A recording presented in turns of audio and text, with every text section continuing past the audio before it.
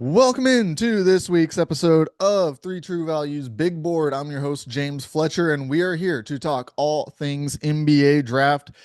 And on this week's episode, I want to do a little bit of a deep dive. We're going to go in depth on the top three prospects, the three prospects who seem to be in the race for the number one overall pick. That's right, the big three: Darryn Peterson, AJ Dybantsa, and Cameron Boozer. We've talked about all of them multiple times here on the show. We've gone in depth on what we like about them. Today, we're going to talk about, yes, what we like. What is the key trait that they bring that the other two might not bring it to the same level? We're also, though, going to talk about what could hold them back from being the number one pick come June when Adam Silver walks up on that stage. So, really going to break down the strengths and weaknesses of these three top prospects that you will hear their name mentioned in the number one pick debate. Obviously, Peterson and Dybantsa have been the kind of firm holds in this debate. Who will it be, Peterson or Dybantsa? But Cameron Boozer making a case for himself as well.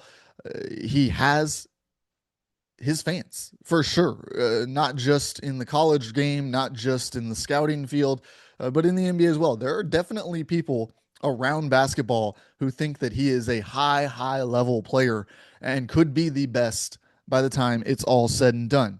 So let's go ahead and let's get into it. Let's talk about these three top prospects, what they bring, what they don't to the table so far in their first season of college basketball, what will end up being their only season here as well. And we've got to start this conversation, this debate, with Darryn Peterson. That's the only place to start because many mock drafts throughout this season have had Darryn Peterson at number one. Understandably so, a 6'5 ball dominant guard who has shown incredible shooting touch, who has shown really good on ball creation for himself, the ability to navigate the pick and roll very well, to get downhill, to get to his spot, to pull back. He's also shot it well from the mid range.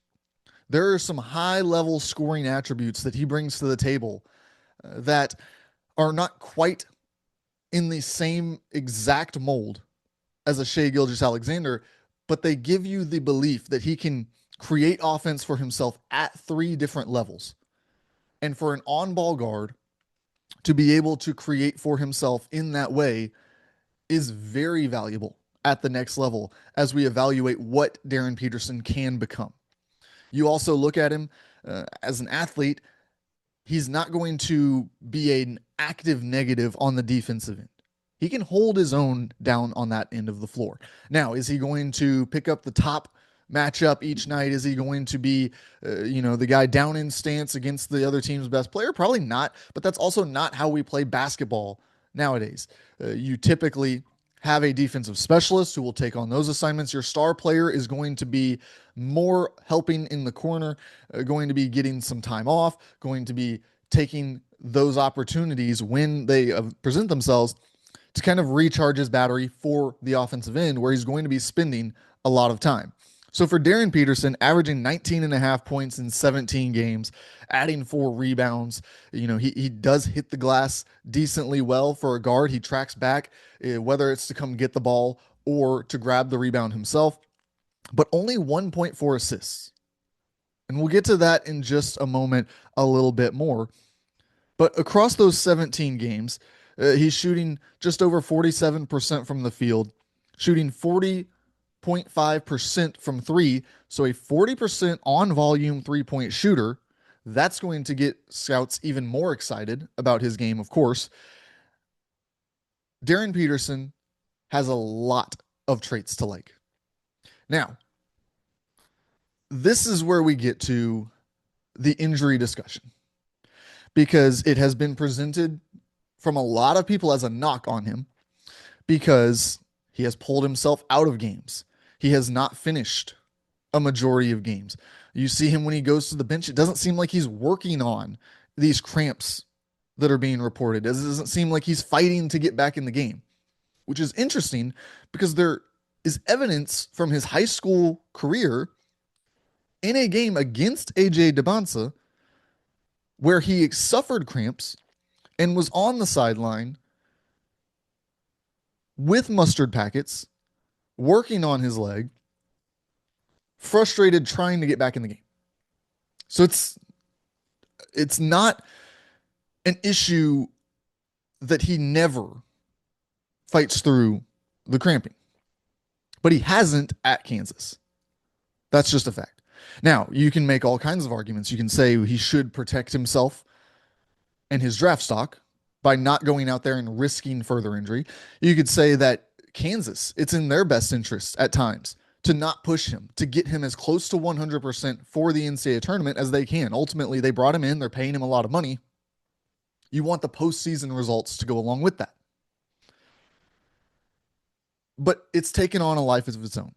It has become something that is a public discourse, a public dialogue about Darryn Peterson, his mindset, the commitment to winning, the commitment to his teammates, and not all of it is fair, for sure. I do think if you go back and look at his high school tape, you look at the tape that we have now, he's dealing with some sort of hamstring soreness, injury. There is not the same level of explosiveness. Now, is that a positive that NBA teams view and say, look, his hamstring is structurally fine? They'll get this information at the combine, by the way. Hamstring is fine. It just wasn't healthy. So he was doing all of this, shooting 40%, almost 20 points per game. He was doing all of that on a bad hamstring that was giving him fits that he was struggling to deal with, that he kept pulling himself out because of. But once that hamstring is fully healthy, we feel like he's going to go back to playing a certain level of games. Or is there a red flag on the medical? Is there a correlation between the more minutes he plays and the less efficient his production becomes? To this point, that has been the case. In games that he plays 24 or more minutes, the efficiency numbers are significantly down from games where he only plays somewhere between 18 and 23 minutes. So that is going to be what ultimately we can have these conversations about. Should he be pulling himself out of games? Should he be more committed to getting back into these games? We can talk about that all we want. At the end of the day, is this injury setting him back from an efficiency standpoint? And is that a long-term concern rather than a short-term injury, which he is currently dealing with? That's ultimately going to be what decides his draft stock more than any kind of debate about his character, because there's not a whole lot of red flags just floating around out there in the NBA draft community. You're not hearing anonymous quotes. You're not hearing real concern from anyone who's evaluating Darryn Peterson that he's going to come in and be any sort of bad guy. So the injury evaluation, I think, is going to be really important for these NBA teams. And there might be a few who take a long look at the character side as well, just based on more than his character, the idea that there are people around him giving him advice that some people would not recommend. Whether it's pulling yourself out of games, whether it's the way that you've handled certain situations. But these are all very hard things to pin down. It's all going to be very team dependent, how they view each situation. So we move now to AJ Dybantsa. AJ Dybantsa, who came into this season with some of the same questions about would he go out there and be about him? Would it be competitive every single night? Would he kind of pick and choose the big games? No, he has gone out there, and for the most part, every night, he has been one of, if not the best player for BYU. Leads the country in scoring at 24.9 points per game, 6.7 rebounds, and 4 assists. That's the big key number, because did not see him really as a facilitator coming into this season. It really felt like that the edge, if you were going to give one to Peterson, in my eyes, evaluating them entering their freshman season, was the idea that Darryn Peterson, with positional size, was an on ball player, and that Dybantsa might be more of an off ball player. Yes, still have instant impact when he does touch the ball. He can still get downhill, but not the type of player who's going to dribble it up the floor, not the kind of player who's going to initiate the offense, more a player who's going to catch the ball off of a pass from his point guard and then get downhill, then make a decision to get to the mid range, then pull from three, whatever the case was. It felt like he was more of a complementary player with the ball in his hands than the guy with the ball in his hands. And I still think that that's largely true. But his ability, understanding that he is the primary focus of the defense, to find his teammates, has evolved over the course of this season, has improved at an immense level. We're seeing lobs up to the rim for his center, which should provide a lot of hope and optimism for NBA schemes, which will present that opportunity. He has also been able to get the ball out of his hands from the mid range. We know that he can knock down that mid range jumper just about whenever he wants. At 6'9, he's got the height, he's got the lift, and it's a very efficient shot for him to take.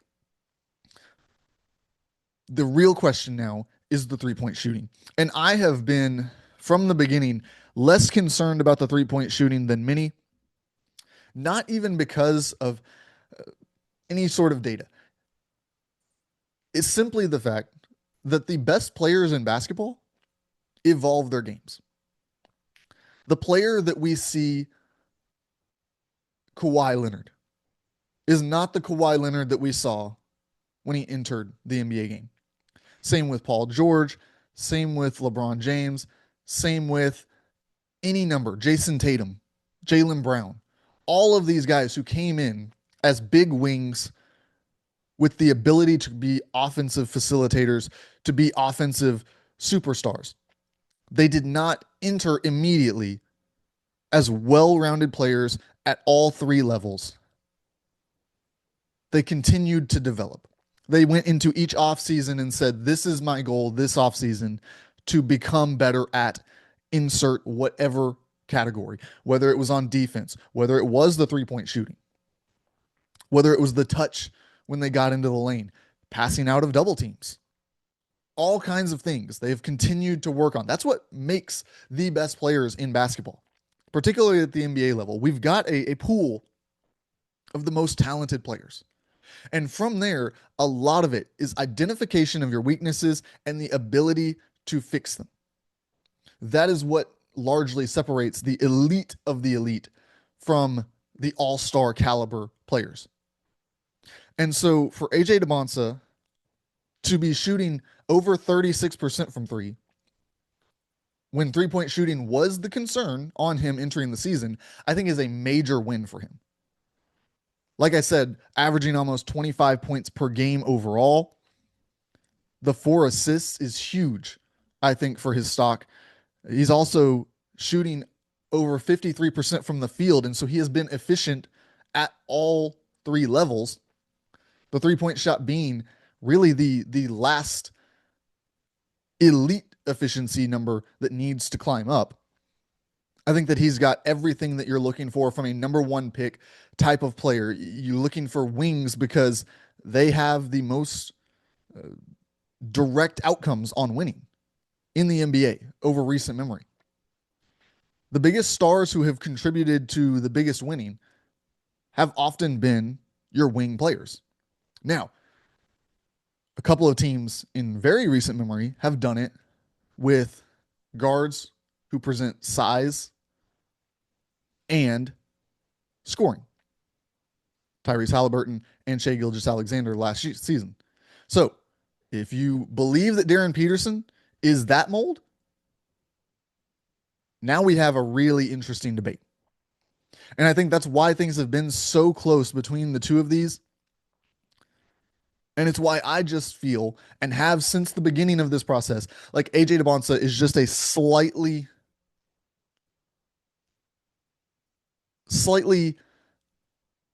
less risky prospect. It feels like you're getting a certain level as the baseline, 100% of what he's going to be. So I still lean Dybantsa in this conversation for number one, but there's another player who has really emerged into this debate, has always been in the big three, always been part of this conversation. Some have had him number one for portions of this season.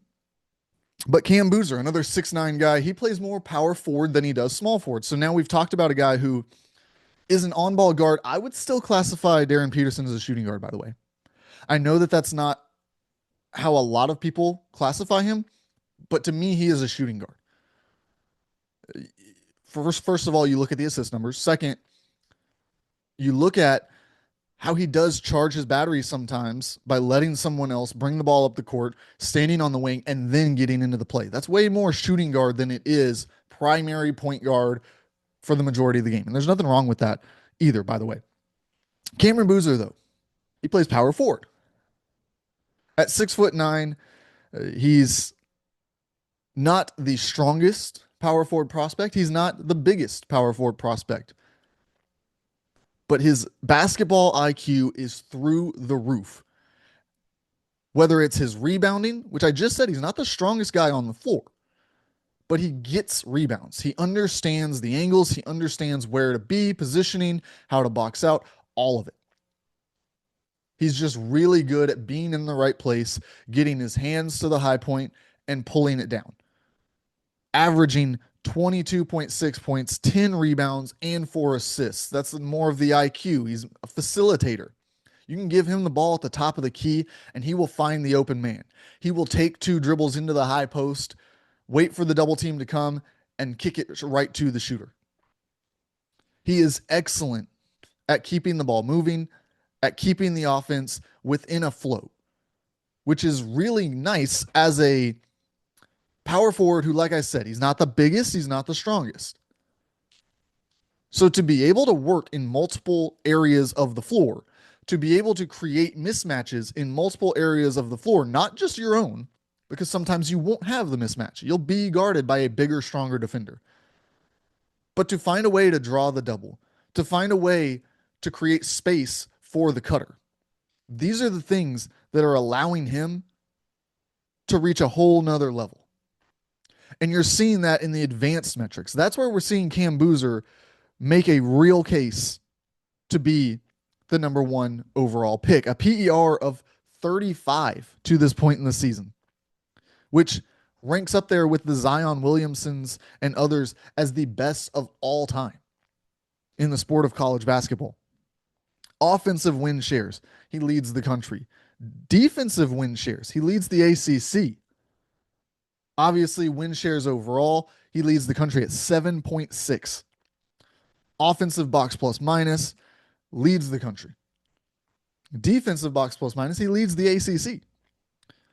And of course, overall, he leads box plus minus at 19.8. We're talking about like historic numbers across the board. Every analytic that you can look at, net rating, box plus minus, win shares, all of it. Across the board, he is putting up historic, not just really good, not just the best this season, historic, stacking up with anyone who has ever played at this level of basketball. That's the level of season that Cam Boozer is having from an efficiency standpoint, from a impact standpoint. It has been next level.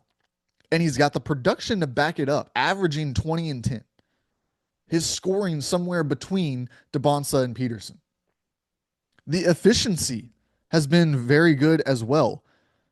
Shooting to this point 58% from the field, and maybe more importantly, 39.6% from three. So he can stretch the floor. He can not only create from the perimeter and facilitate the offense, he can turn and shoot if you try to sag off to help the defense and eliminate the holes that he's looking to pass into. So what is the question on Cam Boozer? It's that strength and the physicality. Can he, against the biggest, strongest defenders, get to all of his spots? He hasn't been able to in every matchup that he's had against the NBA level guys, but sometimes it hasn't mattered. He's still found ways to be productive, whether it was through his passing, whether he started finding new areas of the floor, whether he created opportunities on the perimeter for himself, or he is a better shooter than they are a perimeter defender. The concern there for me is not necessarily on offense. I think he's creative enough. I think that he's, um, like I said, a high enough IQ player to just be a 20 point per game guy.